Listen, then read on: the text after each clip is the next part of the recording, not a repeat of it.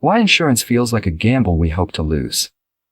Imagine paying for something your whole life and hoping you never have to use it. That's the strange reality of insurance.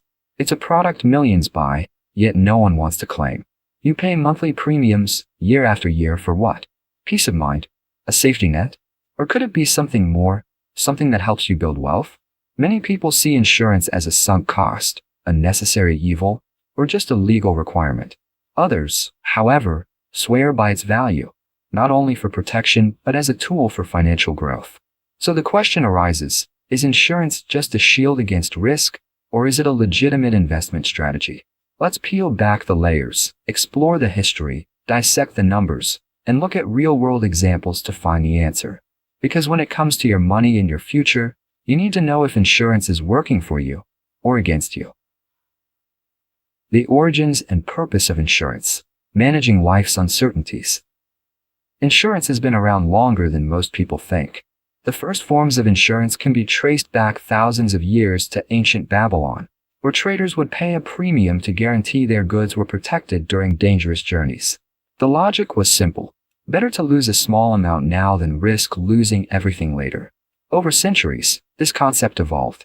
In 17th century London, a coffee shop called Lloyd's became the birthplace of modern insurance, particularly for ships. These were high-risk ventures, and no one wanted to bear the risk alone. So they pooled it.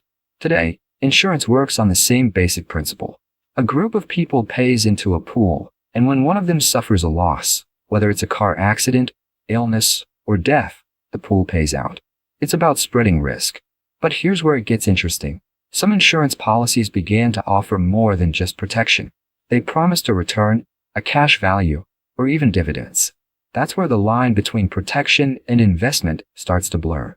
But before we go there, we need to understand the types of insurance and how each works. Types of insurance and how they actually work. Not all insurance is created equal. Some types are strictly about protection, while others include elements that resemble investment vehicles. Let's break down the most common types. 1.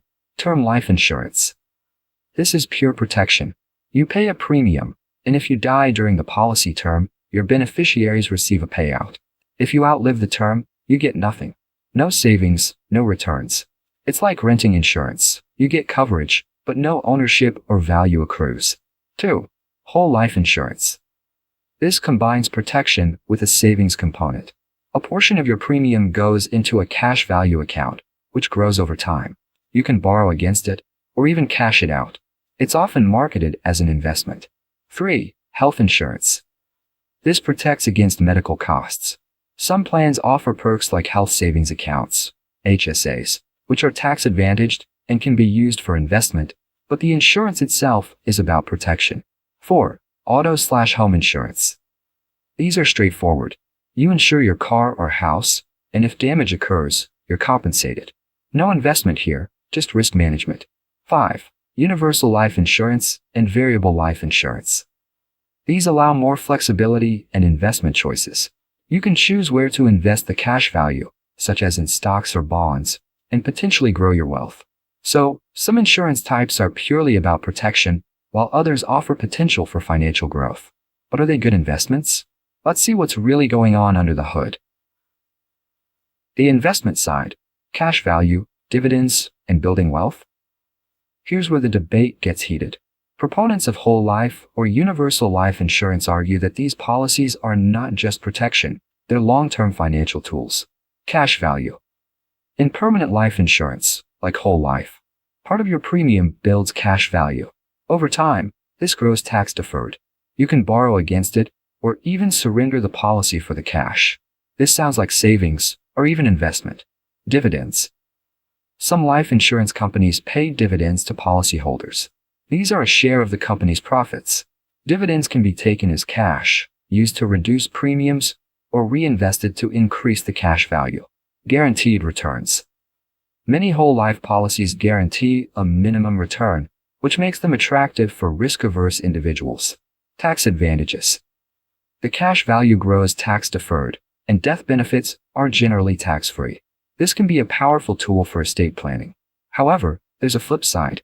The returns are often modest compared to traditional investments like stocks or mutual funds. Fees can be high, and it can take years before the cash value grows significantly. So, while there's an investment component, it's not always the most efficient one. Who really wins?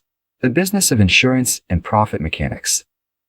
Let's get honest. Insurance companies are in business to make money.